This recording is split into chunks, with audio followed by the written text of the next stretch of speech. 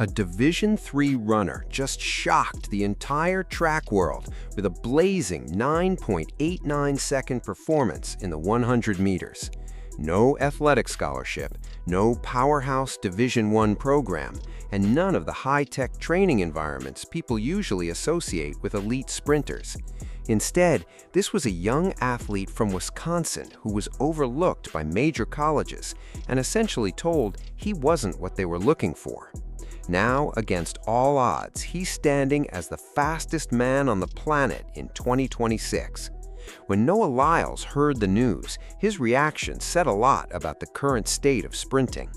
We'll get to that in a moment, but first, you need to realize how unbelievable this achievement really is, because a 9.89 would have tied Noah Lyles for third place at the 2025 World Athletics Championships in Tokyo.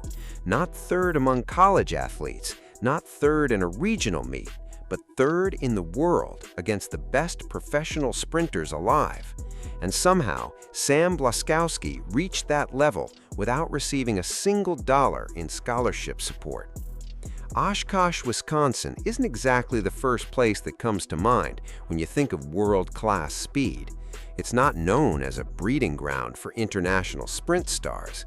It's simply a typical Midwestern town where most kids grow up playing football, baseball, or soccer and never imagine making a career out of sprinting.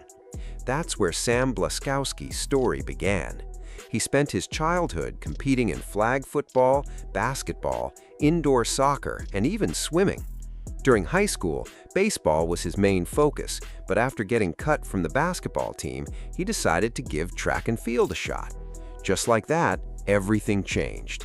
There was no grand blueprint, no lifelong dream, just a teenager looking for something productive to do during the winter months. Then something unexpected started to unfold. He was fast, extremely fast. As a senior, he posted times of 10.83 in the 100 meters and 21.99 in the 200. Those performances helped him capture Wisconsin state titles in both events. He also claimed the long jump championship. 3 state championships in a single season, and suddenly people had no choice but to pay attention. With results like that, you'd think Division I coaches would be lining up to recruit him. Surely the phone had to be ringing. But the only coach who reached out was Nicholas Gordon, the long jump coach at the University of Wisconsin-La Crosse, a Division III program, the same school both of Blaskowski's parents attended and located just a mile away from his grandparents' home. Meanwhile, every major D1 program across the country looked the other way. Let that sink in for a second. A 3-time state champion, and the only opportunity available came from a D3 school where athletic scholarships don't even exist. Not a small scholarship, not a partial package, absolutely nothing. The message from college recruiting couldn't have been more obvious. In their eyes, he simply wasn't worth the investment. So he headed to Wisconsin-La Crosse, a Division III program, a level that rarely gets national attention, a level that sits far outside the spotlight of professional track and field, a level where even national champions are often overlooked. And once he arrived, he started rewriting the record books almost immediately. As a freshman, he captured the Division III national championship in the 100 meters. Then he did it again, and again, and again. 4 straight national titles in the 100, 3 more in the 60 meters, and another 3 in the 200. By graduation, he had stacked up 11 individual Division III national championships. It was one of the most dominant sprint careers the division had ever seen, yet hardly anyone beyond that world paid attention. Because here's the uncomfortable truth. Winning a Division III national title in the 100 meters usually means running somewhere in the 10.2 to 10.4 range. That's undeniably fast, but it's still a different conversation from the athletes competing for medals on the global stage. The distance between Division III champions and Olympic trials contenders is already massive. The distance between Division III champions and World Championship finalists feels almost impossible to bridge. That's why the biggest question surrounding Blaskowski remained unanswered.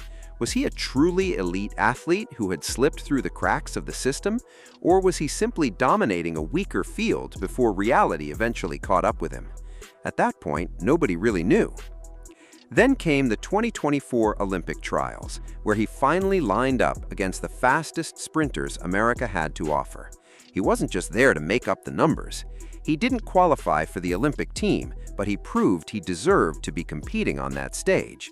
For the first time, people outside of Wisconsin started taking notice of what he was doing. But what happened next is the part of the story most people have never heard, the part that reveals exactly what kind of person Sam Blaskowski really is. After wrapping up a college career that included 11 national championships, he found himself at a crossroads. He wanted to turn professional. He wanted to discover whether he could truly compete with the world's elite.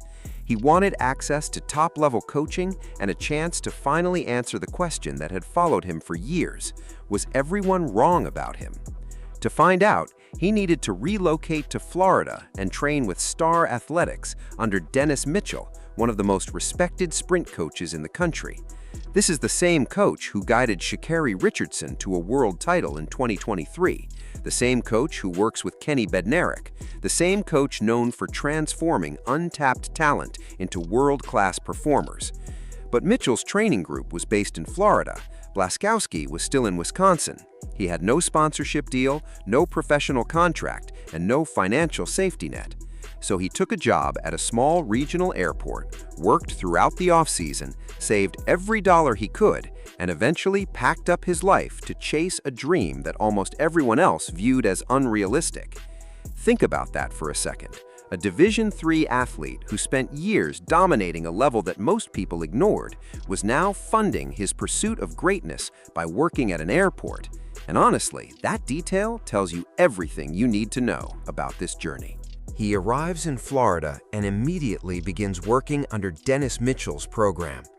Every day, he's sharing the track with athletes like Sha'Carri Richardson and Bednarek, one of the top finishers from the 2025 World Championships.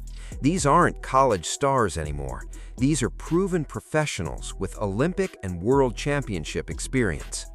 And almost right away, Mitchell notices something important. This guy belongs in that environment. Heading into the 2026 season, Blaskowski's personal best stood at 10.05 seconds. Impressive, yes, but still outside true world-class territory. He opens the year with 5 races, 3 of them at altitude. He doesn't break the 10-second barrier. He doesn't place higher than 3rd in any of those competitions. Suddenly, the critics start getting louder. Maybe he really was just dominating Division III competition. Maybe the Olympic trials appearance was as far as he was ever going to go. Maybe leaving everything behind and working an airport job to fund this dream was a huge mistake. Then, May 30th, 2026 arrives. But before we get to the result, think about Noah Lyles for a moment, because he spent years pushing a message that many people ignored. He's constantly argued that track and field needs fresh audiences, that the sport has to connect with new communities, new athletes, and new stories if it's going to grow. He has repeatedly pointed out that some of the hardest working athletes are the ones nobody sees. He's said it during interviews, he's posted about it online. The sport belongs to everyone. Pure Speed doesn't care what school logo is on your jersey. Pure Speed doesn't ask whether you received scholarship money before deciding who can be great. Then along comes a kid from Wisconsin with 0 scholarship dollars who runs the same time Noah Lyles once needed to earn a World Championship bronze medal. And if Lyles saw that performance, you already know what he'd be thinking. This is exactly the type of story he's been talking about all along. This is the reason he believes the sport deserves more attention, because Sam Blaskowski is living proof that elite talent doesn't only come from powerhouse universities, major sponsorships, or traditional Olympic development systems. Sometimes it comes from someone clocking in at a regional airport, saving every paycheck, and refusing to quit on a dream. Let me know in the comments, did anyone honestly predict that a former Division III athlete working an airport job would become one of the fastest men on Earth? I genuinely want to know who saw this coming.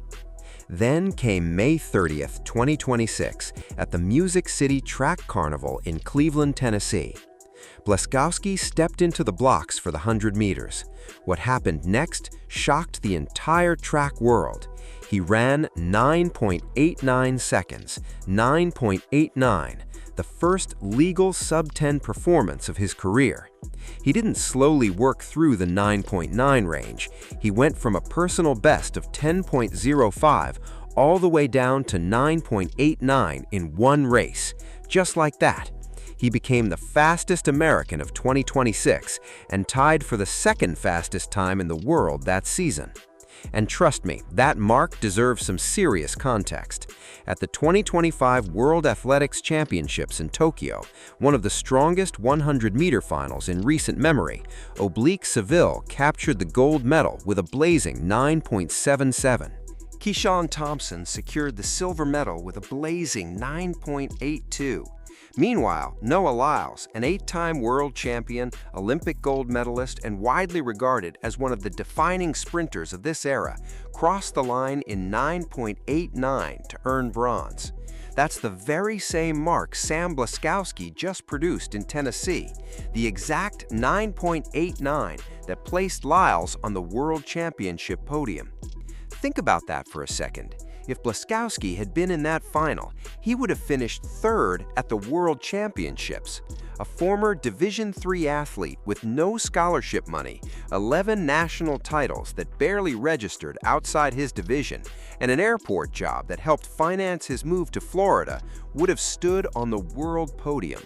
That's how crazy this story really is.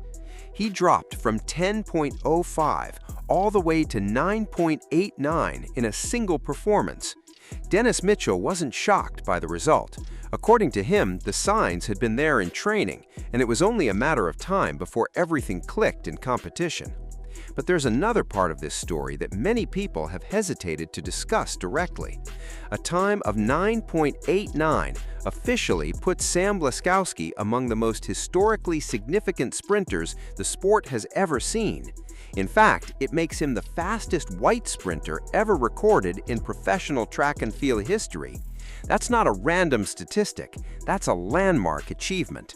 It's the kind of performance that instantly earns a place in the record books and changes how people view an athlete's career forever. 9.89. Let that number sink in one more time.